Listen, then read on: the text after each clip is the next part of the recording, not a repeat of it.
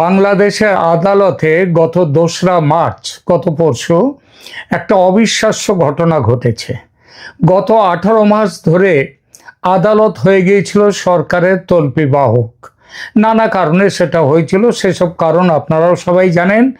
যেভাবে বিচারপতিদের কি বলবো, ভয় দেখিয়ে তাদেরকে জোর করে তাদের কাছ থেকে পদত্যাগপত্র নেওয়া হয়েছে, আদায় করা হয়েছে, তাদের জায়গায় নতুন জোহুজুর বিচারপতি নিয়োগ হয়েছে। সেই বিচারপতিদের কিচ্ছু করবার উপায় ছিল না। কিন্তু গত 2রা মার্চ একটা অবিশ্বাস্য ঘটনা ঘটেছে বাংলাদেশের আদালতে, এবং সেই ঘটনা নিয়ে ঠিক সে ধরনের বড় কিছু আলোচনা বিশ্লেষণ কোথাও দেখতে পেলাম না, না মেন স্ট্রিম মিডিয়াতে, না সেখানকার যে সোশ্যাল মিডিয়া বাংলাদেশের, সেখানেও দেখতে পেলাম না। সেই জন্যে আমি চেষ্টা করছি বিষয়টা নিয়ে আপনাদের সামনে থ্রেড বেয়ার পুরোপুরি আলোচনা করতে। ঢাকা, এবার বলি ঘটনাটা। ঢাকা হাইকোর্ট সরকারকে বলে দিয়েছে, কোন সরকারকে? সেই যে সরকার এসবগুলো করেছিল তাদেরকে বলেনি, কারণ তারা তো এখন অতীত। মোহাম্মদ ইউনূসের সরকার অতীত, সুতরাং তাদের নয়। বর্তমান যে বিএনপি সরকার, সেই বিএনপি সরকারকে বলে দিয়েছে জুলাই সনদ, গণভোট অধ্যাদেশ আর সংবিধান সংস্কার পরিষদ এগুলো কেন অবৈধ ঘোষণা করা হবে না তা 4 সপ্তাহের মধ্যে ব্যাখ্যা দাও। এর মানে কি? জুলাই সনদ কি সত্যিই ভোগে চলে গেল? তাহলে গণভোট যদি অসাংবিধানিক হয় তাহলে সংসদ নির্বাচনও কি বাতিল হবে? কারণ এই দুটো একের সাথে অপরে অঙ্গাঙ্গিভাবে জড়িত, একই দিনে হয়েছে, একই সময়ে হয়েছে, একই ভোটারকে দুরকম জিনিসে দেওয়া হয়েছে, দুটো ব্যালট। ইউনূস সরকারের সব সংস্কার কি তাহলে পড়ে যাবে? আজ আমরা ধাপে ধাপে গল্পের মতো করে এই পুরো ব্যাপারটা বুঝবো। শেষ পর্যন্ত দেখবেন আমার এই ভিডিও, লাইক করবেন, শেয়ার করবেন, সাবস্ক্রাইব করবেন। চলুন শুরু করি তাহলে। প্রথমে একটু পিছনে যেতেই হয় পরিপ্রেক্ষিতটা বুঝবার জন্য। 5 আগস্ট 2024 শেখ হাসিনা সরকারের পতন হয়।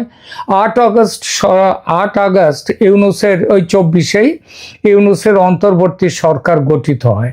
এরপর শুরু হয় জুলাই জাতীয় সনদ 2025-এর গল্প। সেটা কি? 6টা সংস্কার কমিশনের নিয়োগ দেয় মোহাম্মদ ইউনূসের অন্তর্বর্তী সরকার, এবং এই 6টা সংস্কার কমিশনের সুপারিশ নিয়ে 84টা প্রস্তাবের একটা রোড ম্যাপ হচ্ছে জুলাই সনদ। কি কি ছিল সেগুলো? 84টা প্রস্তাব, সবগুলো বলতে গেলে তো বহু সময় লাগবে, সেটা বলতেও চাই না এখানে।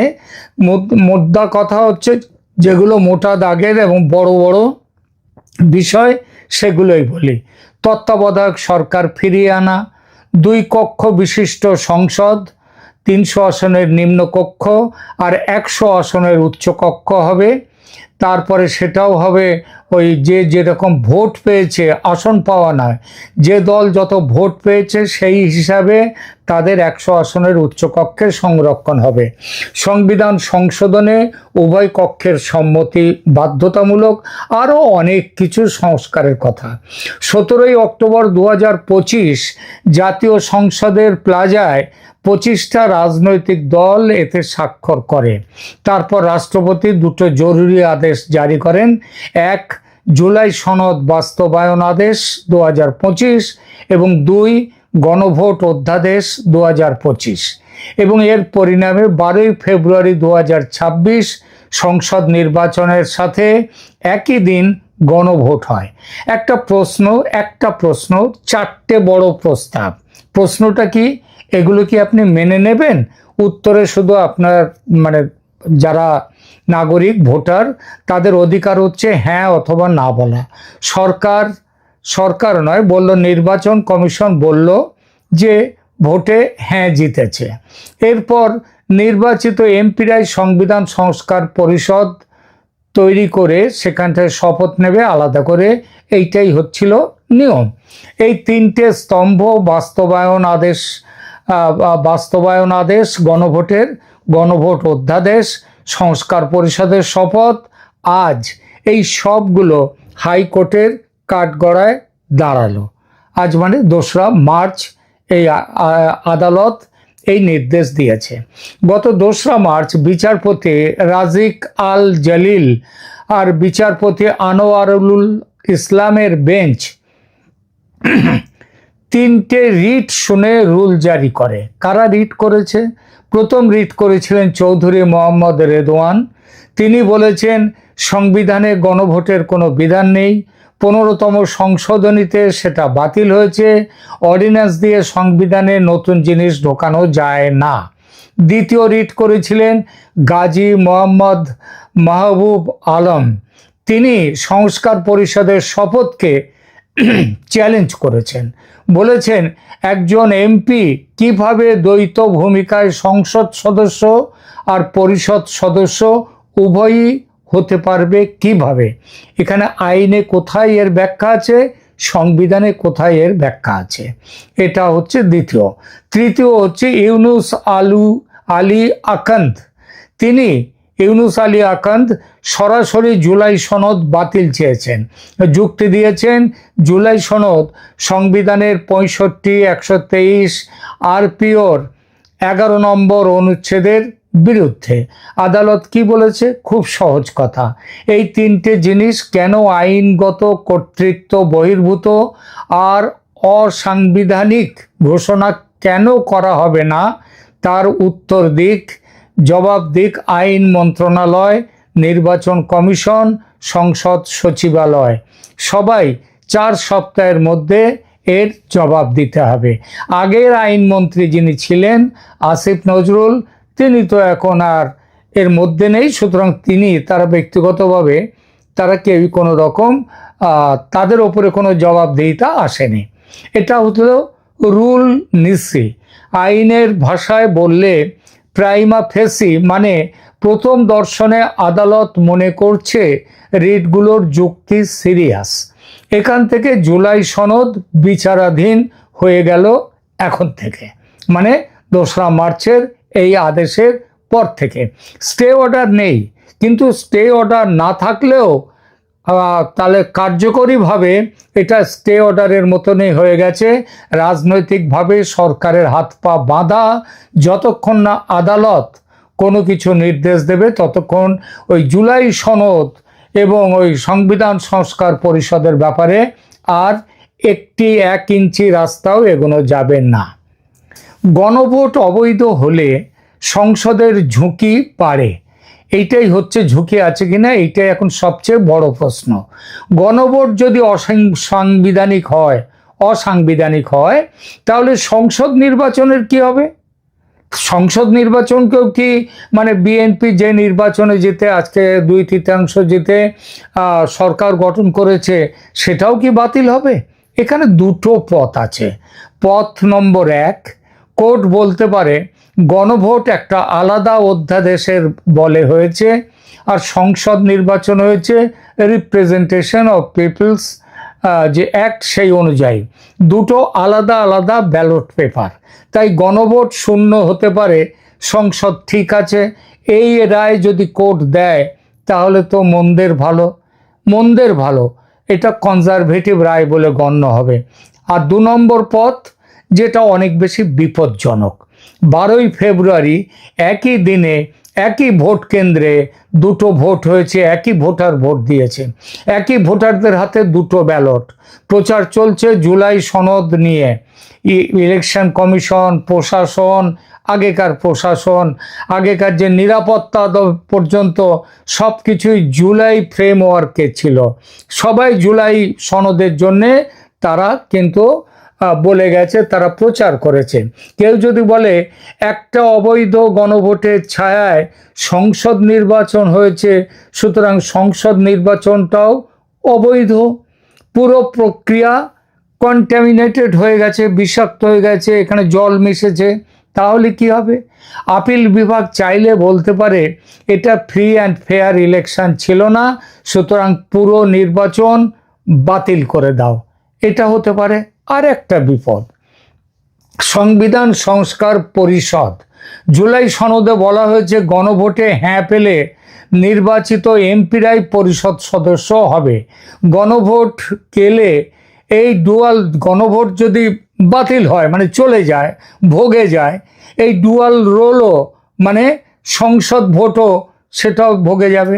এমপিরা সাধারণ সংসদ সদস্য হিসেবে হয়তো বসবেন যদি কোর্ট মনে করে, কিন্তু সংস্কার কিছু করতে পারবেন না, কারণ জুলাই ম্যান্ডেট রয়েছে, সংবিধান সংশোধন আটকে যাবে। আর সবচেয়ে খারাপ সিনারিও সেটা কি হতে পারে? কেউ বলতেই পারে এই সংসদ তো জুলাই গণভোটের ইনস্ট্রুমেন্ট, তারই ফলে এই সংসদ হয়েছে, মানে গণভোট হয়েছে বলে সংসদ ভোট হয়েছে। গণভোটটা 1 নম্বরে, সংসদের ভোটটা 2 নম্বরে। এদের দিয়ে সুতরাং এই গণভোটে যারা জিতে, মানে গণভোটের সাথে এই যে সংসদ হয়েছে, এদের দিয়ে মৌলিক সংশোধন করানো যাবে না সংবিধানের। তাহলে সংসদের কার্যকলাপ থেকে শুরু করে সব কিছু ঝুলে পড়বে, সব কিছু ঝুলে পড়বে। এখন আসি, তাহলে প্রশ্ন উঠবে যে তাহলে আইন আদালতে যদি এগুলোই যদি এসে যায় আইনের শাসনে, তাহলে আইনের শাসনে এই যে আইনের শাসন নাকি কোন যে শাসনে ইউনূস গভর্নমেন্টের ইউনূসের অন্তর্বর্তী সরকার 18 মাস দেশে সংসার চালালো, সরকার চালালো, সেটার কি হবে?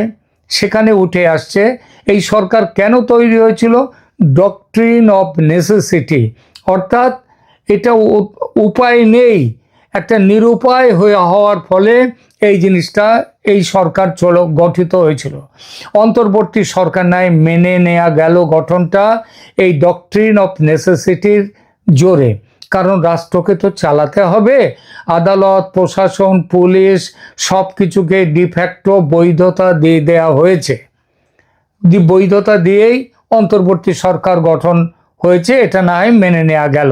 কিন্তু এটা নাও মানা হতে পারে, কারণ ভবিষ্যতে এই অন্তর্বর্তী সরকারের সমস্ত আইন কানুন নিয়ে মামলা হবে, হতে বাধ্য, আবার রিট হবে বিভিন্ন বিষয় নিয়ে।